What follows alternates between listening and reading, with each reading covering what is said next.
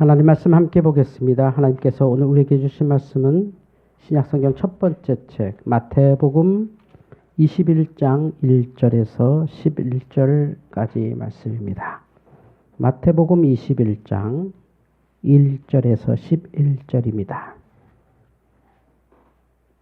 이 말씀은 하나님의 말씀입니다. 그들이 예루살렘에 가까이 가서 감람산 벳바게에 이르렀을 때에 예수께서 두 제자를 보내시며 이르시되 너희는 맞은편 마을로 가라. 그리하면 곧 매인 나귀와 나귀 새끼가 함께 있는 것을 보리니 풀어 내게로 끌고 오라. 만일 누가 무슨 말을 하거든 주가 쓰시겠다 하라. 그리하면 즉시 보내리라 하시니 이는 선지자를 통하여 하신 말씀을 이루려 하심이라. 일러스되 시온 딸에게 이르기를 내 왕이 내게 임하나니 그는 겸손하여 나귀 곧 멍에 매는 짐승의 새끼를 탔도다 하라 하였느니라. 제자들이 가서 예수께서 명하신 대로 하여 나귀와 나귀 새끼를 끌고 와서 자기들의 겉옷을 그 위에 얹음에 예수께서 그 위에 타시니 무리의 대다수는 그들의 겉옷을 길에 펴고 다른 이들은 나뭇가지를 베어 길에 펴고 앞에 가고 뒤에서 따르는 무리가 소리 높여 이르되 호산나 다윗의 자손이여 찬송하리로다. 주의 이름으로 오시는 이여 가장 높은 곳에서 호산나 하더라. 예수께서 예루살렘에 들어가시니 온 성이 소동하여 이르되 이는 누구냐 하거늘 무리가 이르되 갈릴리 나사렛에서 나온 선지자 예수라 하니라. 아멘. 주여 감사합니다. 지금 이제 종려주일이고요. 고난 주간을 지내고 있습니다. 이번 주 수요일이 제2의 수요일, 이번 주 목요일이 세종 목요일, 이번 주 금요일이 성금요일 주님 돌아가신 날입니다. 오늘은 주님께서 예루살렘에 입성하신 종려주일이라고 합니다. 종려주일. 종려나무 가지를 길에 폈다 해서 종려주일이라고 이제 만화에 보는 저 정도 그림은 아니겠습니다만 하여튼 저런 느낌으로 사람들이 예루살렘에 올라가시는 주님을 환호하고 찬송했던 날이다. 물론 주님의 생각과 저 군중들의 생각은 다 다르죠. 근데 저 군중들이 이제 나중에 십자가에 못 박으라고 소리 질렀던 그 군중들입니다. 저 군중 호산나 했던 그들이 십자가에 못 박아라 주님을 죽였던 군중이기도 하죠. 우리의 모습 그대로죠. 뭐 잘 되면 주님의 편, 안 되면 하나님 왜 나 안 도와주시나요? 이런 우리 모습과 똑같죠. 어쨌든 오늘 종려주일입니다. 종려나무 잘 안 쓰는 이름이죠. 그러니까 여러분이 뭐 해외여행에서 자주 보는 나무이긴 할 겁니다. 우리가 아는 종려나무는 대추야자입니다. 종려나무가 여러 가지가 있는데 아마 대추야자일 것이다 라고 하는 게 가장 정통하고, 종려나무 잎사귀는 이렇게 생겼습니다. 그러니까 이게 이제 왕의 대관식이나 큰 행사할 때 굉장히 많이 쓰이고 밑에 깔고 이렇게 꽃을 뿌리고 하는 그런 좋은 역할을 하죠. 그래서 오늘 말씀 보면 예수님께서 바로 이 종려나무 가지 위를 지나가시는데 종려나무 가지를 걸어가실 때 나귀를 타셨습니다. 저 나귀는 새끼 나귀입니다. 새끼 나귀. 성체가 보통 이렇습니다. 이 정도의 성체의 새끼입니다. 주님이 타신 나귀는 그 성체가 아니라 새끼입니다. 오늘 말씀 보면 예수님께서 그 예루살렘 입성하시기 전에 스가랴 선지자의 말씀을 그대로 따라가시는 거죠. 그래서 나귀 새끼를 타기로 하신 거죠. 근데 이제 나귀 새끼는 아무도 타보지 않은 그 어린 나귀라서 이 나귀 새끼 혼자 끌고 오지 않습니다. 어미 나귀를 옆에 두고 나귀 새끼를 타셨습니다. 그래서 오늘 본문 말씀 보면 나귀 두 마리인 거죠. 하나는 어미고 하나는 새끼입니다. 그러니까 어미는 그냥 걸어가고 그 새끼 위에 예수님께서 타신 것입니다. 왜 이 예수님께서 나귀 새끼를 탔냐 하면 이제 이게 우리가 오늘 집중해야 될 말씀입니다. 신앙은 권력이 없습니다. 권력. 만약에 주님께서 예루살렘에 올라가시는 것이 권력이라면 나귀를 탔겠죠. 나귀를 탔다는 얘기 뭐냐면 전쟁하겠다는 얘기입니다. 다스려버리겠다는 겁니다. 지배하겠다는 얘기죠. 근데 주님은 섬기겠다는 겁니다. 나귀 새끼를 타고는 전쟁을 할 수 없습니다. 이건 뭐냐면 누가 나를 공격하면 나는 지는 존재다. 선포하는 겁니다. 나는 무력이 없다. 선포하는 거죠.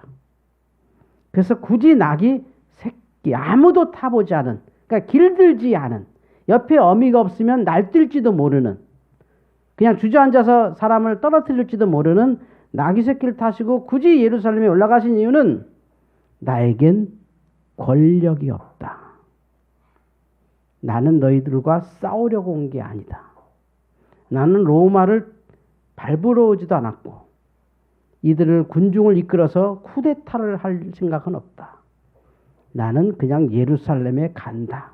스가랴 선지자가 말한 것처럼 하나님께서 예정하신 것처럼 그냥 예루살렘에 가서 십자가 지겠다는 겁니다. 나귀 새끼에서 교회가 내려오는 순간 교회는 권력이 됩니다. 나귀 새끼가 아니라 나귀를 타자마자 우리는 권력자가 됩니다. 그때부터 교회는 커지기 시작하고 그때부터 교회는 물질이 생기기 시작하고 그때부터 교회는 주님의 나귀 새끼의 역할을 할 수가 없습니다. 그래서 주님의 뜻대로 움직이지 않기 때문에 교회는 투표를 해야 되고 교회는 회의를 해야 되고 교회는 그렇지도 않으면 절대 권력자인 목사가 앞에서 이끌어야 가야 되는 거죠. 지금 세상이 교회를 욕하는 모습 그대로 되는 것이죠. 우리는 다시 나귀 새끼를 탈 수 있어야 합니다. 나귀 새끼를 타고 주님을 따라가는 겁니다. 나귀 새끼를 타고 하나님의 일을 하는 겁니다. 저 나귀 새끼가 어떤 도움이 되는 게 아닙니다. 주님이 다리가 아파서 탄 것도 아니시고 멋을 부려고 타신 것도 아니고 어마어마한 대관식을 치른 것도 아니고 내가 온 이유가 뭔지를 그냥 보여주는 겁니다. 나는 이 나귀 새끼가 순종한 것처럼 십자가 지겠다는 거죠. 그걸 그냥 이어지는 거죠. 그냥 초대교회 역사를 아주 세세하게 보면 아주 깜짝깜짝 놀랄 일이 너무 많습니다. 뭐 숫자적으로 말도 안 되는 작은 수에 수많은 사람이 죽기도 했고, 그러니까 초대교회는 뭐 우리 같은 이런 교회는 아니었습니다만 하여튼 그 교회 공동체 가기 위해서는 정말 많은 테스트를 통과하고 들어갔습니다. 그래서 교리를 배우기 전에 초대교회 성도들이 항상 한 건 뭐냐면 교리를 배우기 전에 삶을 배웠습니다. 들어가자마자 여기는 예수 믿는 곳인데 당신의 직업은 예수 믿는 것에 맞지 않을 텐데 바꿀 수 있느냐. 여기는 예수 믿는 것인데 당신의 삶에 이러이러한 문제가 있는데 바꿀 것이냐. 그것을 계속해서 삶을 바꾸고 그가 완전히 삶을 바꿔서 인격이 완전히 성숙하고 누가 봐도 어마어마한 고차원적인 삶을 살 때 비로소 교리 교육이 시작됩니다. 그러니까 교리 교육을 하고 이렇게 좋은데 예수 믿어야 되지 않겠느냐라는 건 없었습니다. 왜죠? 기독교인들을 통하여 이미 그들의 삶이 뭔지 주변 사람들이 너무 잘 아는 겁니다. 그들이 기독교인이 된 이유는 하나입니다. 나도 당신처럼 좀 살고 싶은데 당신은 왜 그렇게 사느냐 할 때 그들의 입에서 나 예수쟁인 거 모르냐? 나 당신이 고발하면 죽는 거 모르느냐? 나 예수쟁이다. 해서 그 주변에 고민하던 사람들이 나도 저 사람 같은 삶을 좀 살고 싶다 해서 몰래 찾아가는 겁니다. 나도 예수 믿으면 안 되냐고. 그래서 대부분은 그 키퍼들이라고 하는데 못 들어오게 막았습니다. 여긴 당신이 들어올 수가 없다. 여기는 완전히 그냥 차원이 다른 사람들이 산다. 여기는 아주 그냥 가난하고 뭐 부자고 이런 것도 없고 뭐 높고 낮은 것도 없고 당신이 들어오면 적응이 안 될 거다. 그러니 당신은 밖에서 먼저 삶을 고쳐라. 삶이 고치면 들어와서 누가 봐도 그냥 어마어마한 삶을 산다 할 때 교리를 배울 수가 있다. 근데 어느 순간부터 나귀 새끼에서 내려와서 나귀를 올라타기 시작하면 삶은 없고 교리 공부만 바쁜 거죠. 교리 공부만. 성경 공부만 바쁜 거예요. 도대체 뭔 그리 성경 공부한다고 다니고.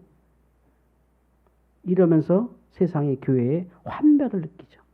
초대교회는 나도 당신이 믿는 거 한번 믿어봤으면 좋겠다. 내가 뭐 수학도 하고 철학도 하고 뭐 높은 직위도 가지고 돈도 많이 벌어봤는데 당신처럼 사라지지 않던데 당신은 어떻게 그렇게 사냐 할 때 나는 예수 믿는다. 그 유명한 얘기 아니냐? 예수가 그 폭도가 돼서 죽은 거 알지 않냐? 나 그 예수 믿는다. 난 예수 믿어서 이렇게 산다. 그럼 예수 믿으면 그렇게 되느냐 할 때 아니다. 그렇게 살아야 예수 믿을 수 있다. 전혀 다른 말을 하는 거죠. 이것이 나귀 새끼의 삶인 거예요. 힘이 없다, 기독교는. 그래서 자기들을 죽이는 군인을 향하여 찬양하고 기도하고 용서하고 주님께서 자기를 파는 제자를 사랑하신 것처럼 주님께서 늘 속썩였던 제자가 하나 있었습니다. 저 인간 될까요? 요한입니다. 요한. 사도 요한. 정말 제자 가운데 골치 아픈 제자. 근데 마지막 성찬식 때, 마지막 최후의 만찬 때 주님이 요한을 이렇게 안아주셨습니다. 그 주님은 요한은 밤모섬에서 환상을 보고 계시록을 쓰고 죽지요. 제자들 다 똑같았습니다. 다 무식했고 다 자기 중심이었고 그래서 마지막까지 주님이 보여준 거죠. 가서 니들 손으로 나귀 새끼 데려와라. 한 번도 탄 적 없는. 그런데 그 어미가 있을 거다. 어미도 데리고 오고 나귀 새끼 데리고 오고 그거 왜 데리고 갑니까? 하면 주가 쓰시겠다면 다 얘기돼 있으니까 줄 거다. 그래서 나귀를 새끼를 타신 거죠. 여전히 우리 속에 내가 누군데 내가 목사인데 내가 이래봬도 누군데 하는 순간 우리에게 나귀 새끼는 탈 자격을 잃어버리는 겁니다. 나는 당신에게 권력으로 오지 않았습니다를 몸으로 보여주는 겁니다. 사실은 예수님이 키가 크셨거든요. 예수님에 대한 얘기한 지 많이 지금 워낙 발전된 세상에서 하면 저도 최근에 한 것 중에 하나가 예수님이 3개 국어는 분명히 하셨다. 저는 이제 그 신학에서 배운 얘기긴 한데 예수께서 기본적으로 히브리어 하셨고 그 당시 말이 예수님이 생활에서 말한 건 아람어, 갈릴리 주변의 아람어, 제자들에게 설교하실 때 아람어로 하셨고 또 예수님께서 헬라어에 능통하셨습니다. 그래서 수로보니게 여인이나 이런 그 빌라도나 이런 사람들 만나서 통역 없이 자기 변증하셨고 십자가에서 죽으실 때도 통역 없이 그냥 헬라어로 그 빌라도에게 항변하실 수 있었죠. 그래서 그 구약의 성경을 헬라어로 다 말씀하셨죠. 그래서 빌라도가 너무 사모했잖아요, 예수님을. 차마 죽이지 못하겠다, 내가. 차마 못 죽인다. 빌라도가 안 죽인다 그랬어요. 이거 무슨 죄가 있어야지. 딱 말 들어보니까 유태인들은 와서 장로들은 이거 신성 모독죄가 있다, 뭐가 있다 하는데 몇 마디 딱 나눠보니까 빌라도가 황제로 꿈꾼 사람입니다. 황제로 꿈꿨다가 어떻게 로마에서 음모에 밀려서 지금 한직에 이렇게 좌천돼서 이스라엘 총독으로 온 사람인데 우리나라 따지면 이등박문 같은 사람이에요. 조선시대 이등박문. 근데 그런 사람인데 빌라도의 아내와 빌라도의 주변 그 측근들이 다 예수 믿고 있었고 그때 이미 이상하죠? 왜일까요? 그가 무슨 어마어마한 목사님들처럼 설교를 잘했거나 그런 게 아니라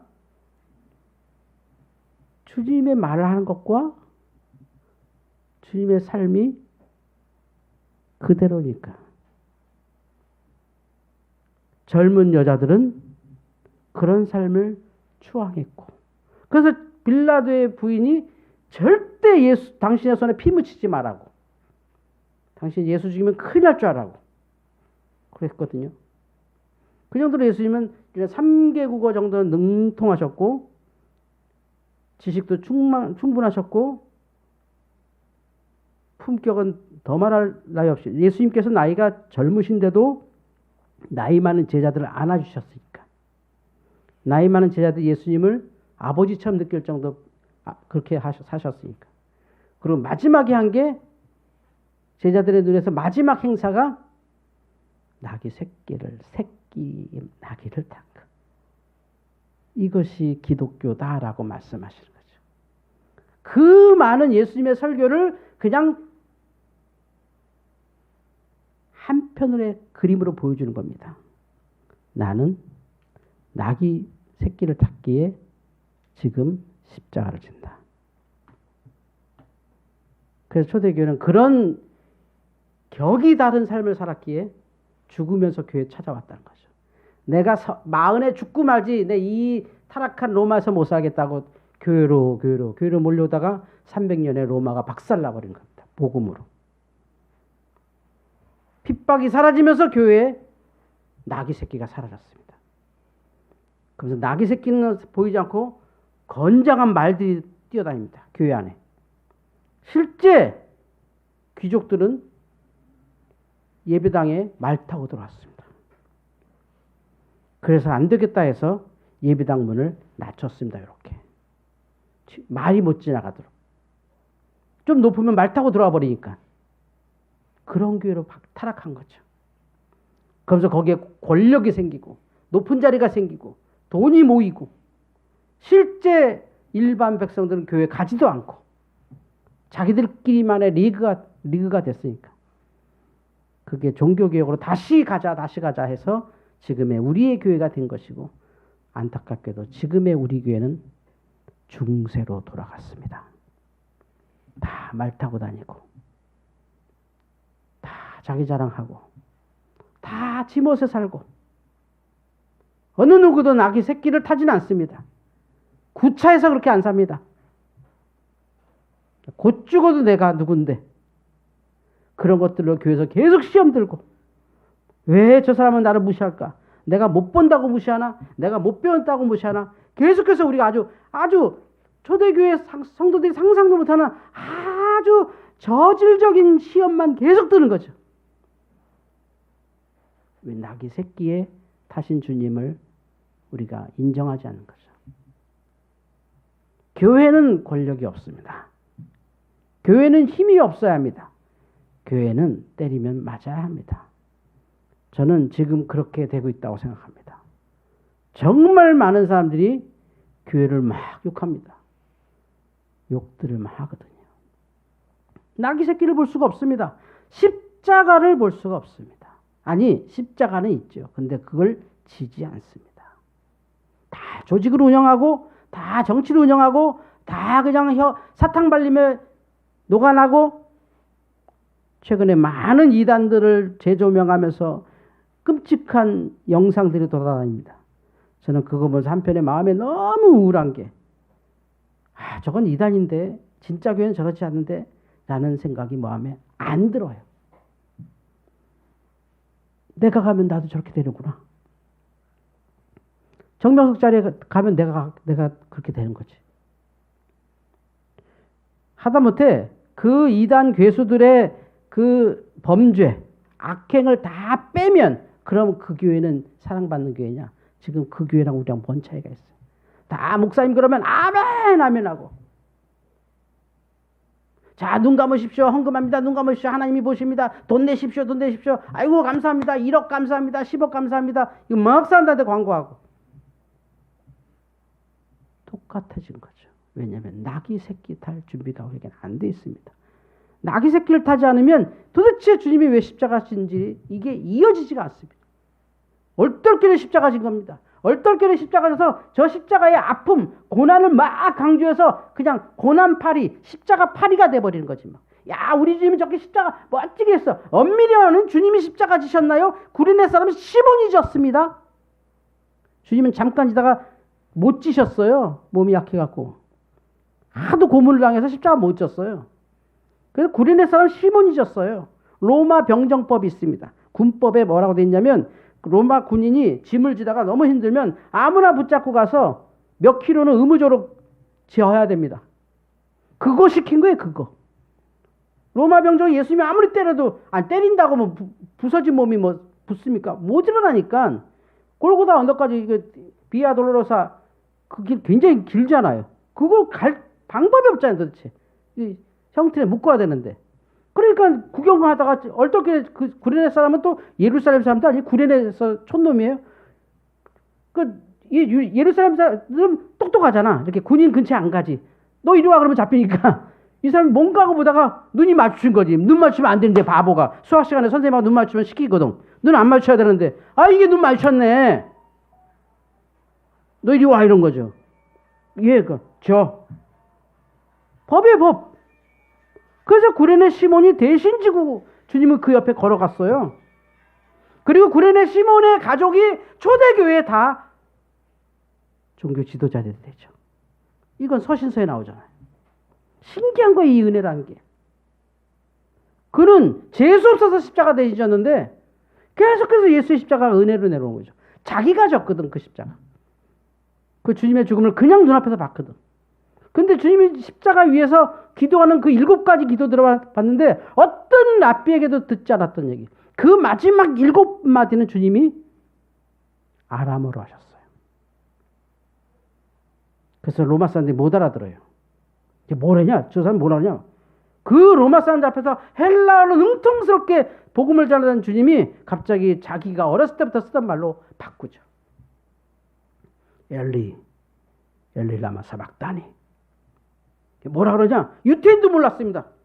뭐 엘리야 부르는 거 아니야? 소리가 비슷하니까.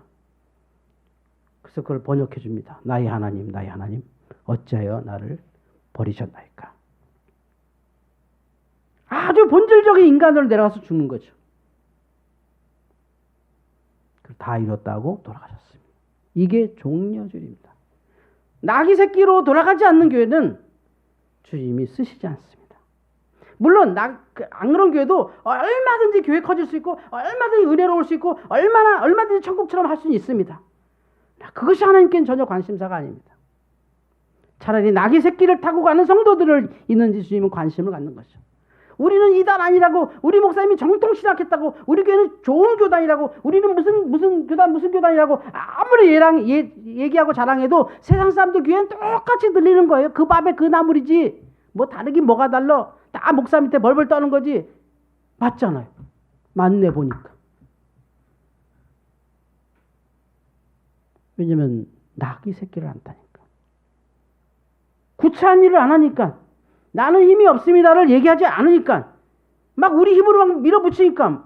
막 교회가 힘으로 막 지역 주민들 괴롭히니까 막 알박기 같은 거 해갖고 막 돈 엄청 뜯고, 그 가난한 사람들이 그 알박기 한 교회에다가 돈 얼마나 많이 뺏겨야 되는 거예요 도대체.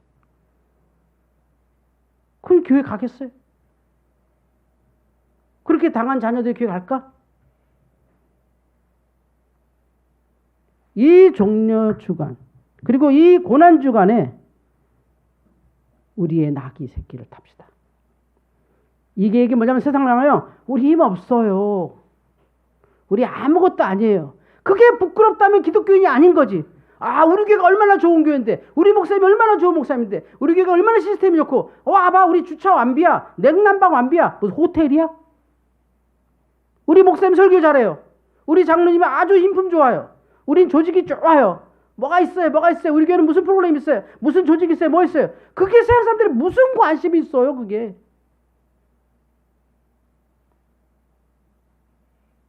초대교회 그 끔찍함 속에서도 그들이 살았던 것은 나귀 타시고 십자가 지신 주님의 영상이 머릿속에 있는 거예요. 그렇게 살기 때문에 자기들이 직업을 고르고 삶을 살 때 그냥 그리스도를 살다가 죽으면 영광이었던 거예요. 얘기하면 나 예수 믿어. 나 가까이 오면 위험해. 나 예수 믿는 사람이야. 그런데 주변 사람이 다 봐도 어떤 사람보다 행복하거든, 그 사람이. 누구보다 행복하네. 누구보다도 뼈 빠지게 일하고 손해도 제일 많이 받는데 가끔 억울한 일도 엄청 당하는데 왜 그렇게 행복해, 이 인간은? 그래서 너는 왜 행복해 하면 나 예수 믿잖아. 나 가까이 하면 위험해. 나 안다고 하지 마. 나 예수 믿어. 나는 주일마다 가서 성찬해. 성찬이 뭔데? 주님의 잔과 떡을 나눠 먹는 거야. 그러면 사람이 거룩해져? 아니, 거룩하게 결단해야 돼. 다 교회 오면 안 돼? 오면 되지만 문 안 열어줄 거야. 왜? 너가 여기 오기 전에 3년 안에 삶이 바뀐 걸 증명해내야 돼. 그게 초대교회였어요. 3년 안에 삶이 바뀐 걸 증명해라. 그러면 교리 공부하고 거기서 또 걸러서 학습을 하고, 또 그 교리 공부가 학습이죠. 또 걸러서 기어코 세례교인이 되는 거죠. 그런데 그 세례교인 가운데서 목사가 나오고 주교가 나오고 제일 먼저 죽을 수 있는 사람을 제일 앞장 세워서 교회를 피습할 때 그분이 잡혀가서 죽고, 그 다음 분이 또 그분이 되고 계속 올라가서 300년을 버텼어요. 그 끔찍한 로마에서. 300년 어느 날 로마 황제가 얘기하죠. 오늘부터 로마는 기독교 국가다. 이렇게 되는 거예요. 교회가 시위했습니까? 교회가 지식인 앞장 세워서 변호했습니까? 교회가 언론 플레이했습니까? 교회가 막 좋은 거 막 뿌려서 뭐 우리 이렇게 사회에 봉사 많이 하니까 우리 기독교는 좋은 교회입니다. 우리는 이렇게 훌륭한 분이 많이 배출됐습니다로 초대교회가 이겼나요? 아니요. 그거는 하지도 않았습니다. 할 수도 없었습니다. 그런데 다 알아요, 세상 사람들이. 예수 믿는 것들만 진짜구나. 뭐 세상에 종교 많다고 하는데 다 봐도 그 교회에 예수 믿는 것들만 희한하게 진짜 행복하게 산다. 그러니까 길을 쓰고 오는 거예요. 그리고 300년의 기독교 공인을 꽝 했더니 알고 봤더니 다 믿네 이것들이 뒤에서. 황제만 안 믿었어. 이 정도입니다. 귀족 가운데서. 그래서 바로 그냥 군인들 다 모아놓고 방패 내리라고. 방패 내리고 거기다 십자가 딱 긋고 주님이 너를 보호할 거다고 방패마다 십자가 다 해서 나중에 그게 유럽의 국기가 됐잖아요. 국기. 전쟁하면 십자가 들고 뛰어다니고. 그 국가의 힘을 받으니까 이게 또 타락해갖고 막 십자군 전쟁을 일으키고 막 이웃나라 가서 막 침략하고 이렇게 바뀌는 거예요, 인간은. 결국 나귀에게 내려오고 십자가를 지지 않는 한 교회는 계속해서 타락하는 거예요. 지금의 우리의 교회가 그렇다니까요. 나귀에서 내려온 지 오래됐어요. 아이 그런 무창한 걸 왜 교회가 해. 우리는 시스템 좋아. 심지어 제가 최근에 듣기엔 정말 놀라운 것은 코로나가 끝나고 나서 교회들에게 엄청난 시련이 닥쳤대요. 뭘까요? 상상해 가십니까? 뭘까? 교회 다시 안 나오나? 아니요. 대부분 다 나옵니다. 근데 뭐가 시련이 닥치냐면 점심 먹기 싫어요. 점심 안 먹으면 안 먹었지 우리가 왜 조를 짜서 밥을 해야 돼요. 교회마다 난리입니다. 그래서 지난번에 이거 우리 교단 얘기입니다. 큰 교회 목사님들이 이거 점심 때문에 날마다 싸운다고 성도들 막 시험 들었다고 막 이거 점심 설거지하고 이거 보통 일이 아니라 큰 교회가 또 크겠죠 아무래도.